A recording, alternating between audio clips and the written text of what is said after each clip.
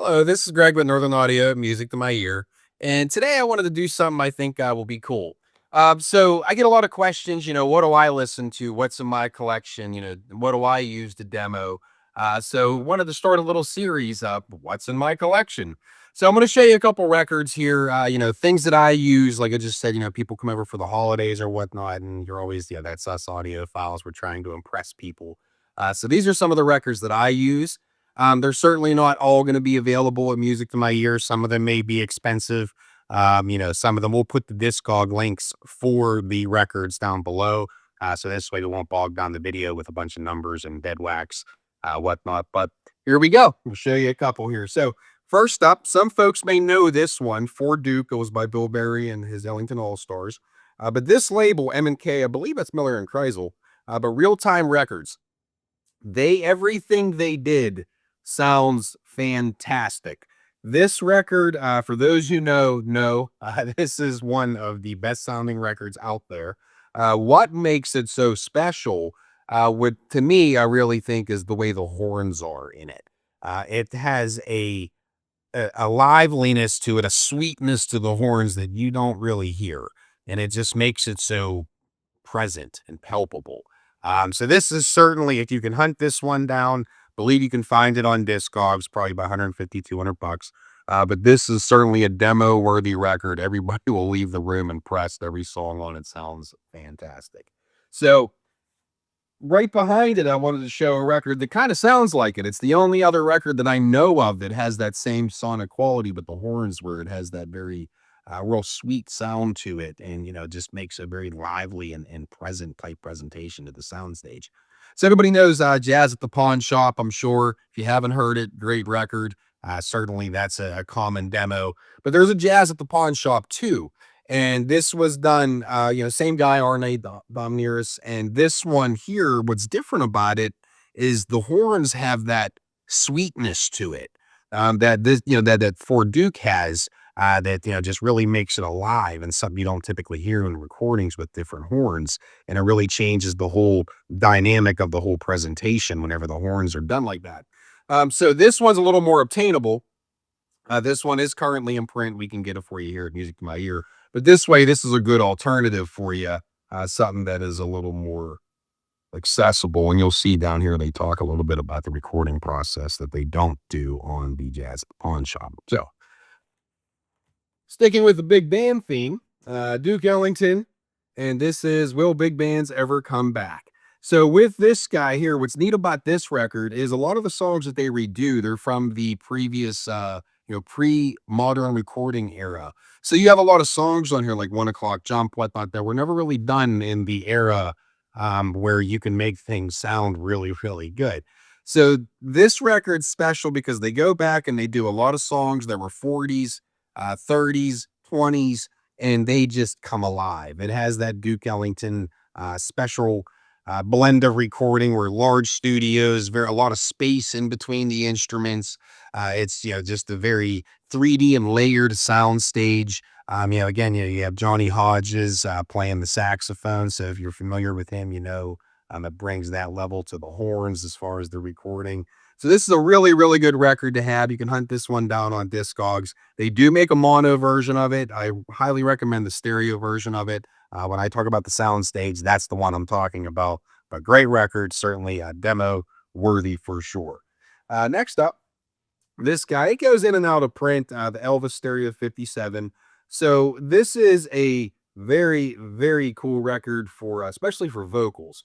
So with this record here, it's kind of like a bunch of outtakes, and you're like the studio engineer and you're sitting behind the glass, and you'll see they kind of start and stop songs, and Elvis will interject.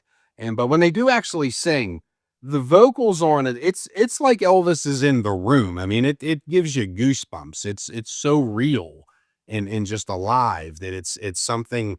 It's kind of like a trick on the mind where you have someone who's been, this is a recording from 1957, but it's like he's standing right there. It's that kind of demo. If you have somebody who's not a big audiophile, this is certainly something that'll catch them off guard. But cool little fun fact about this. This is actually one of the first stereo recordings out there. And this, if you see on the original tape, they had a race. They were actually going to erase this. So Good thing they didn't. Like I said, this is Analog Productions that does this. It can be hard to get, but it is still in print. We do get it in and out of stock, so you can check downstairs for that guy. Next up, Ben Webster.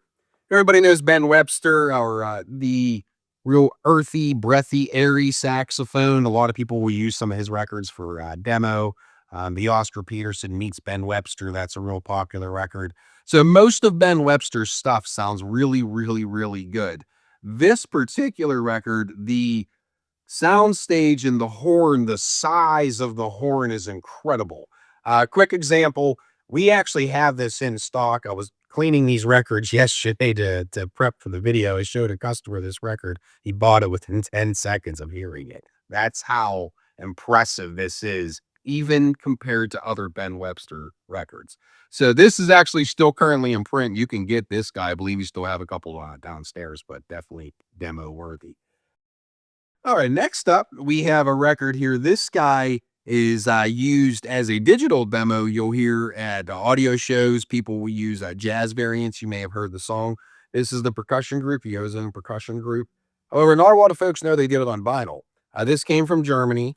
Clear Audio or is the folks who pressed it. But if you think it sounds good on digital, it's one of those holy smokes records on vinyl. The dynamics, the liveliness of it, it's something that you need to hear to believe that that's coming out of a vinyl record.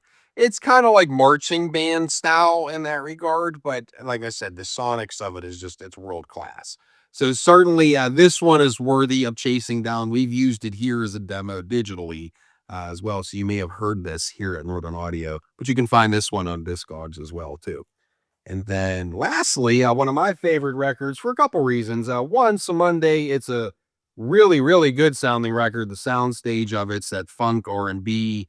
It's more of a engaging type where they do 10-minute long songs, kind of like War in that regard.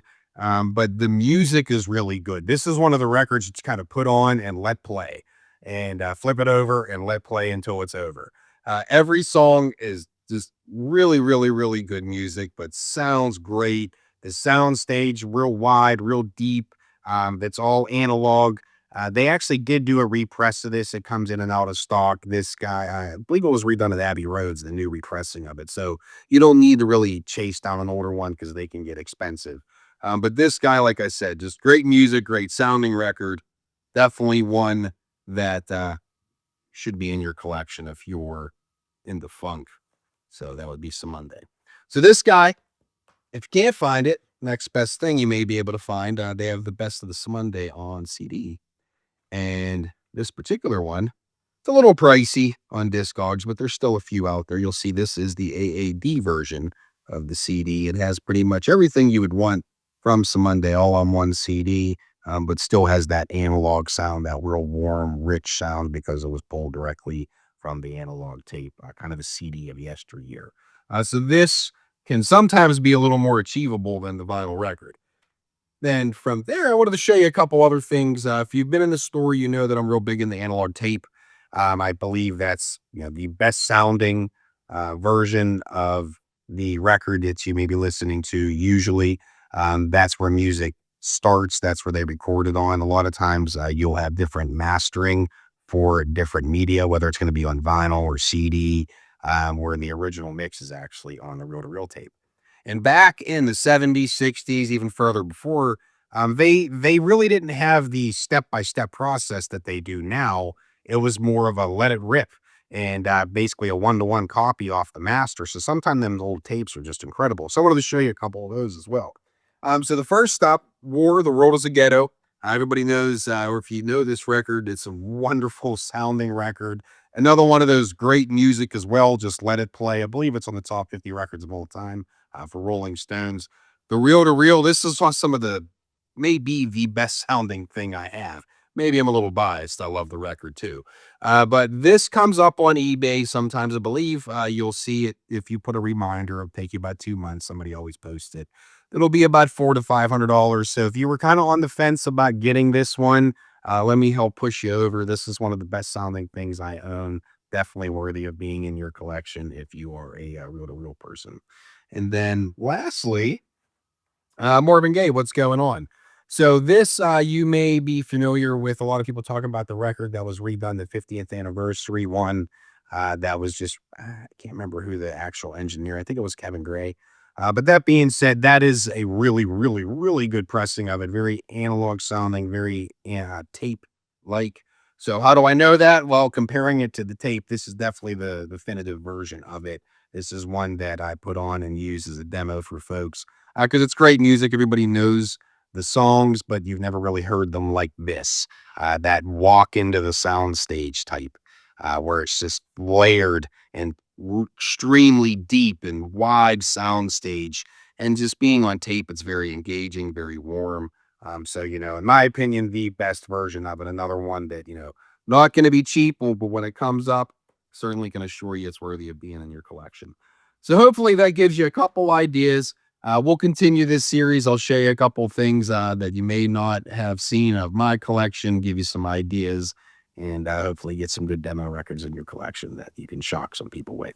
So thanks for spending the time with me, and thanks again for listening to the music.